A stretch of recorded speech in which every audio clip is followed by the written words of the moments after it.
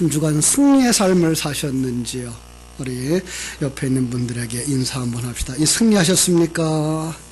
예, 승리하셨습니까? 이 말은 세상적인 관점에서 잘 먹고 잘 살았습니까? 하는 거 아니고요. 영적인 의미에서의 만나를 드셨습니까? 하는 질문이었으면 좋겠습니다. 지난주에는 우리는 만나를 주신 하나님을 통해서 옛사람은 쇠하여야 하고 새사람은 날로 새로워져야 된다, 완성되어져야 된다 강조하면서 옛사람, 나를 세우려고 하는 욕망은 하나님이 미워하신다, 그런 사람은 하나님의 백성이 아니다라고 해서 죽여버리는 그런 그림을 보셨습니다. 오늘은 그들을 이끌고 시내산에 도착한 모세가 하나님의 이끄심을 따라 시내산에 올라가서 받아온 10계명, 그리고 그 10계명을 받는 배경들을 통해서 그 속에 담겨진 진리를 우리가 밝히면서 오늘 우리에게 하나님은 어떤 요구를 하고 계시는가 함께 묵상하려고 합니다. 어떤 분이 이 10계명 강해서를 이렇게 추천한 책에 이런 묘사를 했더라고요. 제가 인용을 해드릴게요. 시내산 언약은 10계명을 포함하고 있는 언약이다. 시내산 언약은 첫째로 구속사 언약이 개인에서 나라 차원으로 확대된 언약이고, 둘째로 모든 백성에게 음성으로 들려주신 언약이고, 세 번째로 기록하여 구체화된 언약이다. 넷째로 언약의 땅에서 지킬 실천적 언약으로, 이 언약은 피로 맺은 언약, 중보자가 있는 언약, 대대로 지킬 언약, 구속 계시가 명백한 언약이라는 점에서 예수 그리스도와의 관계를 분명하게 보여주고 있다 그랬습니다. 그렇습니다. 십계명은 이렇게 중요한 내용이고, 특별히 시내산 언약을 다 담고 있는 언약인 것을 우리가 보게 되는데요. 시내산 언약은 역시 앞에서 주어졌던 언약이 하나 있습니다. 기억합니까? 창세기에서 하나님이 누구에게 언약했을까요? 아브라함에게 주신 언약, 그리고 출애굽기에서 시내산 언약, 그리고 이제 사무엘하에 가면 다윗에게 주신 다윗 언약, 이렇게 성경 속엔 언약들이 있는데 이 모든 언약들은 구원 언약이라는 겁니다. 성경 속의 모든 언약은 구원 언약이다. 우리 한번 따라합시다. 성경 속의 모든 언약은 구원 언약이다. 구원에 관한 약속들을 주고 있는 그런 언약입니다. 이 언약이 어떻게 이루어지는가는 예레미야서 31장 31절로 33절에 나오는 새 언약을 통해서 성취되어지는 겁니다. 그래서 모든 언약들이 이렇게 자기 백성을 하나님의 아들로 만드는 언약이라는 것 알 수가 있습니다. 이렇게 전체 방향을 이제 잡아드렸으니까 우리 함께 모세와 같이 이 언약을 받았던 배경으로 한번 같이 보겠습니다. 오늘 본문을 20장 읽었습니다만은 19장부터 보겠습니다. 출애굽기 19장. 제가 개역 성경으로 읽어드릴게요. 19장 1절. 어떻게 다른지 1절을 보시면서 한번 점검해 보세요. 이스라엘 자손이 애굽 땅에서 나올 때부터 제3월 곧 그때 그날에 그들이 시내 광야에 이르니라. 이게 본문의 그 원문에 더 가깝습니다. 그러니까 우리 지금 개역 개정판은 애굽 땅을 떠난 지 3개월이 되던 날, 그러면 3개월이 되던 날이면 며칠쯤 됐을까요? 60일처럼 여겨지죠. 그죠? 어떤 책은 3개월이 꽉 차서 이렇게 번역을 했는데 아니에요. 그거는 3개월 그날이에요.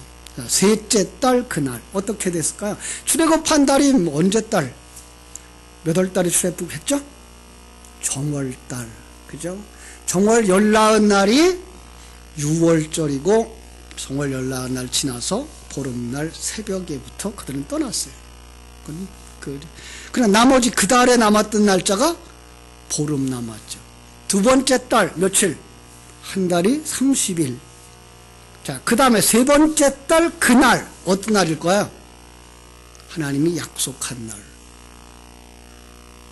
자, 보름 지나고 30일 지나면 45일이 합쳐지고 그 다음에 닷새만 합쳐지면 하나님이 정하신 그날 오순절날이 되는 거예요.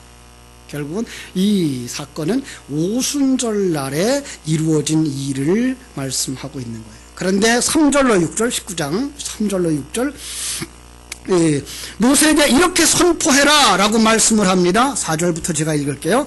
내가 애굽 사람에게 어떻게 행하였음과 내가 어떻게 독수리 날개로 너희를 업어 내게로 인도하였음을 너희가 보았느니라. 이해가 됩니까? 내가 어떻게 독수리 날개로 너희를 업어 내게로 인도하였다. 언제 이스라엘 백성들이 독수리 타고 출애굽했어요? 여기서 이제 독수리에 관한 것 전에도 한번 설명을 했습니다만은 하나님에 관한 상징이죠. 그러니까 모세와 함께 홍해를 건넌 그 자체를 뭐라 그런다? 성자 예수 안에서 죽음을 지난 홍해에서 세례를 받은 것과 같다라고 말씀하고 있는 거예요. 그래서 말합니다. 너희가 보았느니라. 세계가 다 내게 속하였나니 너희가 내 말을 잘 듣고 내 언약을 지키면, 언약 속에는 진리를 여러분 마음속에 가지면 너희는 모든 민족 중에서 내 소유가 되겠고 너희가 내게 대하여 제사장 나라가 되며 거룩한 백성이 되리라. 너는 이 말을 이스라엘 자손에게 전할지니라. 이렇게 말하는 거죠. 너희는 보았지 않느냐? 경험하지 않았느냐? 언약을 알지 않느냐? 그 언약을 지키면 어떻게? 그 언약 안에 담겨진 진리를 가진 자는 내 백성이다 라고 말씀하시는 것입니다. 믿습니까? 그렇습니다. 여러분들도 이렇게 하나님이 여러분들을 세상에서부터 건져내고 이제 믿음의 길로 가고 있는 이 과정의 모든 것을 보고 경험하고 그 언약을 붙잡고 그 언약 속에 담겨진 진리를 가지고 살아가는 자, 그가 출애굽할 이스라엘 백성과 동등한 하나님의 백성인 줄로 믿습니다. 그래서 10절부터 11절 이렇게 말합니다. 여호와께서 모세에게 이르시되 너는 백성에게로 가서 오늘과 내일 그들을 성결하게 하며 그들에게 옷을 빨게 하고 준비하게 하여 셋째 날을 기다리라. 이는 셋째 날에 나 여호와가 온 백성의 목전에서 시내산에 강림할 것이라 라고 말씀합니다. 어떻게 하라고요? 그들에게 옷을 빨라. 왜? 시내산에 하나님이 강림하실 것이기 때문에 3일 동안 옷을 빨도록 합니다. 상징적 숫자입니다. 예, 그들의 이 세상 살아가는 동안 우리는 옷을 빠른 자들이 되어져야 되는 것이고 그 하나님은 우리 안에 언제나 강림하고 계신 것입니다. 12절 봅니다. 너는 백성을 위하여 주의를 경계를 정하고 이르기를 너희는 삼가 산에 오르거나 그 경계를 침범하지 말지니 산에 침범하는 자는 반드시 죽임을 당할 것이니라 라고 말씀합니다. 왜 그럴까요? 하나님은 거룩하시고 그들은 부정하기 때문에. 성경은 이렇게 대조를 이루고 있다고 그랬어요. 하나님은 빛이고 너희는 뭐예요? 어둠이기 때문에 그렇습니다. 그래서 21절 백성들에게 경고를 합니다. 여호와께서 모세에게 이르시되 내려가서 백성을 경고하라. 백성이 밀고 들어와 나 여호와에게로 가까이 와서 보려고 하다가 많이 죽을까 하노라. 예, 경고죠. 왜 이렇게 말씀하십니까? 너희들은 아직도 어둠이다 라는 거예요. 왜 그러죠? 지금 이 상황은 오순절 성령 강림 이전의 상태를 설명하고 있는 것이기 때문에 그렇습니다. 성령 강림하여 그들이 하나님의 생명을 가지지 못했다면 그들은 아직도 거듭나지 못한 자요, 하나님의 사람으로서의 생명이 전혀 없는 자들이기 때문에 그렇습니다. 예, 이스라엘의 역사적 시간으로 보자면 그들은 6월절 어린 양의 죽음으로 바꿔진 생명을 가지고 새 출발을 시작했습니다.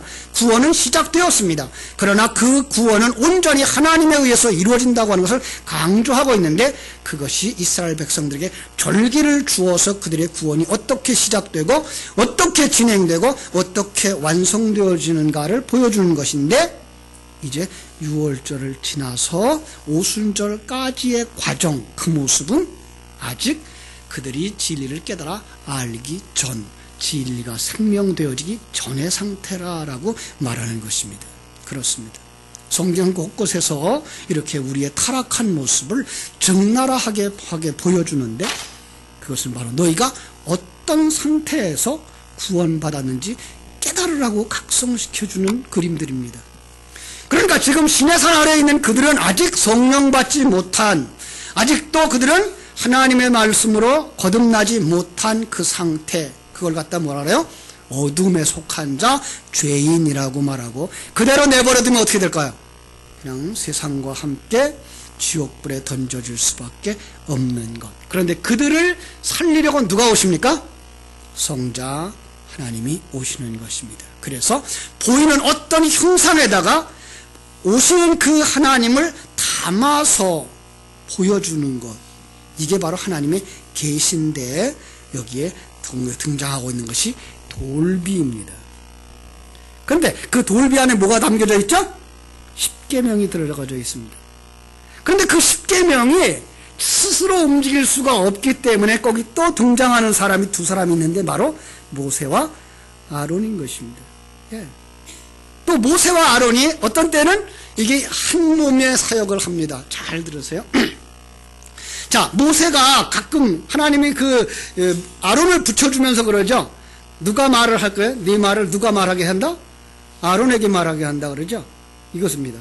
모세는 보이지 아니하는 하나님의 역할을 하는 것이고, 아론은 바로 그 보이지 아니하는 하나님의 말씀을 받아서 대언하고 있는 보이는 형상으로 나타난 것입니다. 다시 말하면 이 아론은 보이는 예수의 모습이고, 모세는 보이지 않는 예수의 모습입니다. 그래서 어떤 때는 둘이 하나로 뭉쳐서 한 그림으로 나오고, 어떤 때는 분리돼서 나옵니다. 지금 예수님 그 모세와 아론이 분리되어서 모세가 시내산에 올라가고 아론이 밑에 있을 때에 바로 그 그림은 분리되어진 그림입니다. 자, 그럼 산에 올라간 그 모세의 모습은 누구야 하면 그 영의 영역에 있는 예수님의 모습이고요. 그리고 그 산 아래에 있는 아론의 모습은 그 죄인들의 대표자로 서 있는 예수의 모습인 것입니다. 바로 이렇게 볼 수 있으셔야 되고요.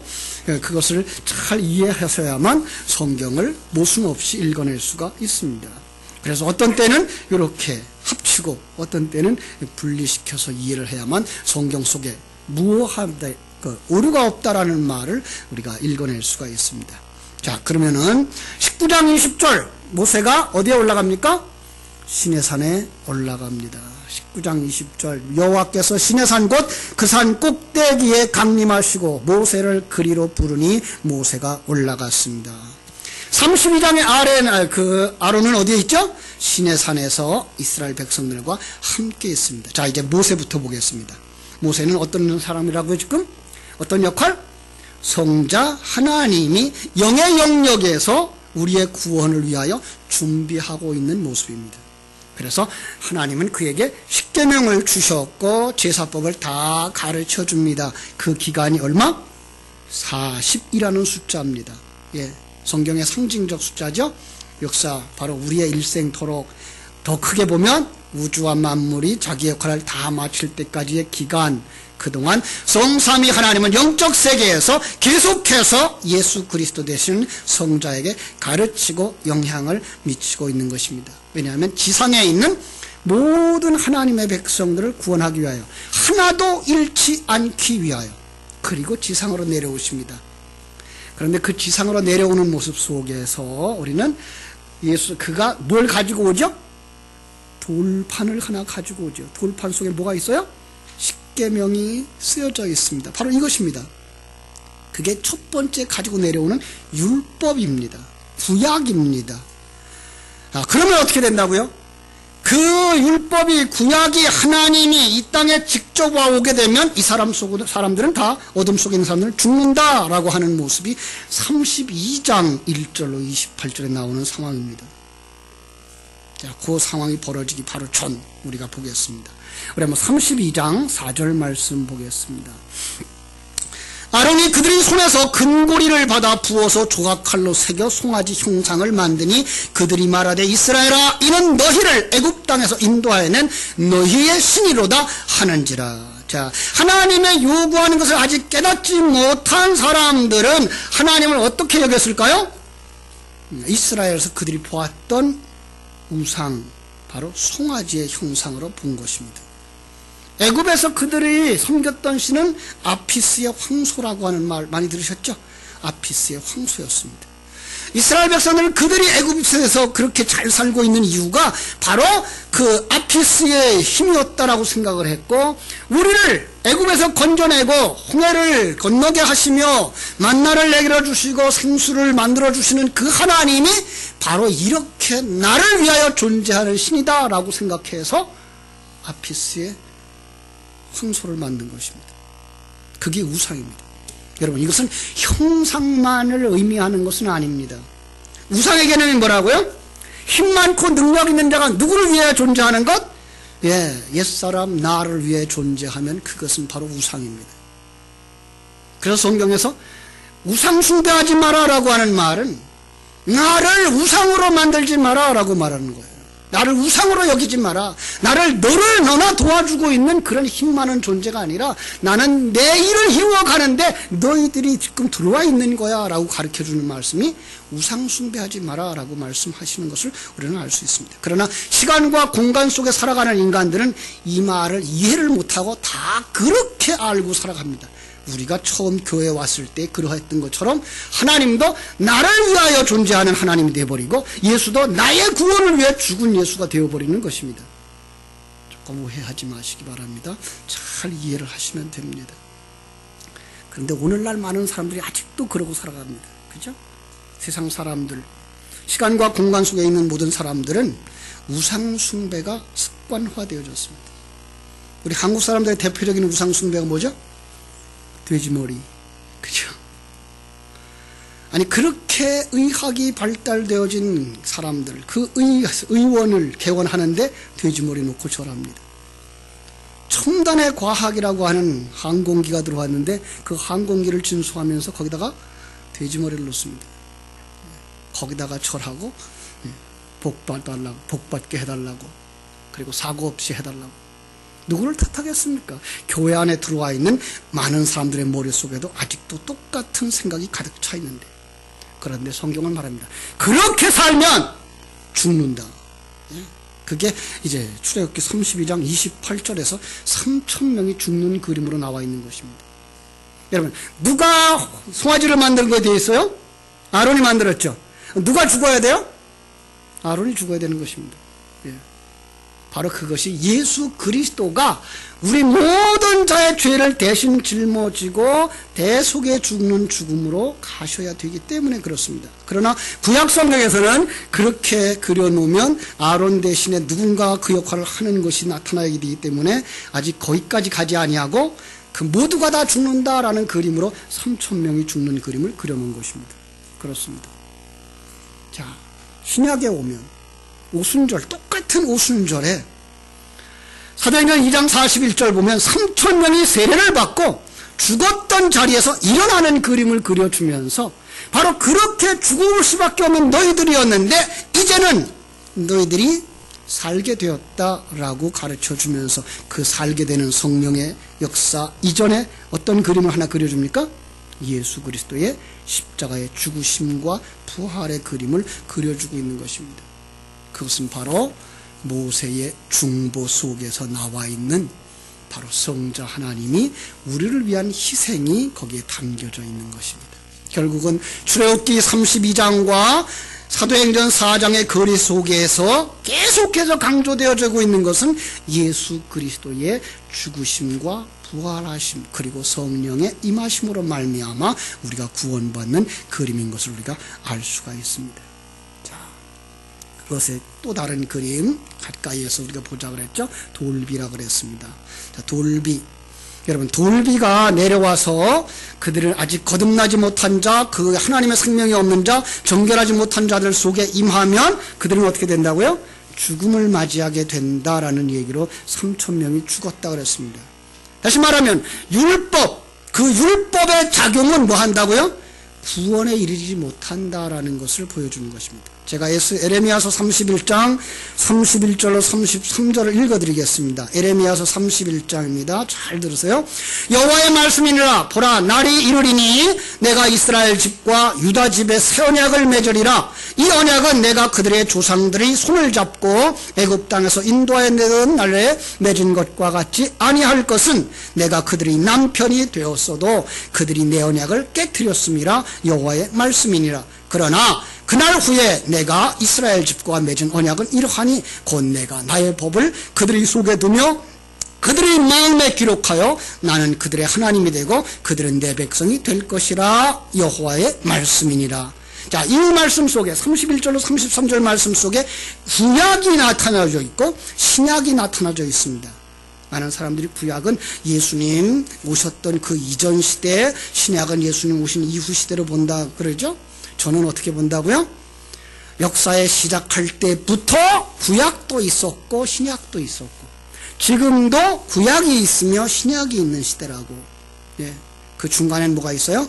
예수의 십자가를 경계선으로 삼아 그것을 깨달아 알고 그 진리를 가슴에 받은 자들은 신약을 사는 사람들이고, 그걸 깨달아 알지 못하고 보여지는 돌비에 새겨진 그 글자만 보고, 성경에 있는 글자만 보고 세상 보이는 것만 살아가고 있는 사람들을 구약에 속한 사람들이라고 보는 것입니다. 그렇습니다. 그래서 하나님은 그 구약의 것 십계명이 내려왔을 때 그들이 죽는 그림을 그려주고, 그 다음에 신약을 어떻게 하신다고요? 에레미야서 31장 33절에 보신 말씀처럼 나의 법을 그들의 속에 두며 그들의 마음에 기록해서 라고 말씀합니다. 이게 바로 두 번째 돌비입니다. 그러면 두 번째 돌비를, 모세가 돌비를 만들어 가지고 올라가자 하나님이 거기에다가 글씨를 새겨줬어요. 그리고 그거 가지고 내려와서 어디다 두었을까요? 퀴즈. 어디다 뒀어요? 언약궤 안에다 두었습니다. 신명기 10장 1절로 2절 보십니다. 그때 여호와께서 내게 이르시기를 너는 처음과 같이 두 돌판을 다듬어 가지고 산에 올라 내게로 나오고 또 나무 궤 하나를 만들라. 네가 깨어진 처음 판에 쓴 말을 내가 그 판에 쓰리니 너는 그것을 그 궤에 넣어라. 예. 두 번째 돌판은 나무 궤에 넣어라. 무엇을 상징하고 있는 거예요? 이것은 바로 에레미야서 31장 33절에서 주신 말씀처럼 그 말씀을 어디에 새기는 거예요? 사람들의 마음판에 새겨주는 것을 가리키는 거예요. 그렇습니다. 여러분, 이걸 갖다가 신약성경 요한복음 1장 14절에서는 이렇게 말씀하고 있어요. 말씀이 육신이 되어 우리 가운데 거하심에 라고 말씀하고 있어요. 네, 그렇습니다. 여러분, 십계명 우리 마음판에 새겨져야 하는데 어떤 내용이 새겨져야 된다고요? 그 십계명의 내용입니다. 오늘 설교의 제목이 뭐예요? 하나님 백성의 강령이라 그랬죠? 자, 마태복음 22장 37절로 40절에서 말씀하신 것과 같이 그 십계명의 강령은 마음을 다하고 목숨을 다하고 뜻을 다하고 주 너의 하나님을 사랑하라는 것입니다. 그리고 내 이웃을 내 몸과 같이 사랑하라는 것입니다. 여러분, 사랑, 성경이 말하고 있는 사랑은 어떤 걸 의미한다고요? 여러분, 하나님 사랑할 수가 있다고 없다고요? 우리는 보이지 아니하는 분을 사랑할 수가 없어요. 그래서 하나님은 자신이 사랑이라 그러면서 자기에 관한 모든 것을 계시를 통하여 우리에게 알려주셨고, 그래서 하나님의 존재를 알고 하나님의 계획을 알고 하나님이 이 우주를 만들고 나를 만드신 그 목적을 알고 그 하나님이 나와 함께 계셔서 나를 만들어가고 계시다고 하는 사실을 깨달았고 확신하는 그 사람을 향하여서 너는 하나님을 사랑하는 자야라고 정의를 하셨다는 겁니다. 그렇습니다.